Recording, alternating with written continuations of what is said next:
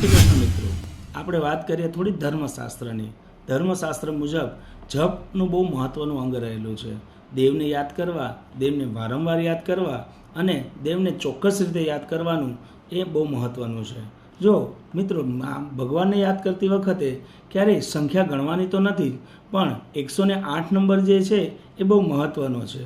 1 ને 8 9 થતા હોય છે અને 9ને ગમે રીતે પણ સરવાળો ભાગાકાર કરો તો એનો આંકડો જવાબ 9 જ આવતો હોય છે. એ 9 પૂર્ણાંક હોતો હોય છે.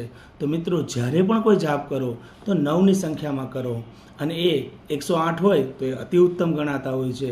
માટે 11, 21 કે 51 ન કરતાં 108 જપ કરીને એનો પૂર્ણ લાભ લો અને જપ પૂર્ણ કર્યા બાદ 3 વખત ભગવાન વિષ્ણુને યાદ જરૂર કરો તો એ પુણ્ય તમારા ખાતામાં આવશે. આવી વિશેષ માહિતી માટે અમારો સંપર્ક કરતા રહો. જય શ્રી કૃષ્ણ, જય મહાદેવ.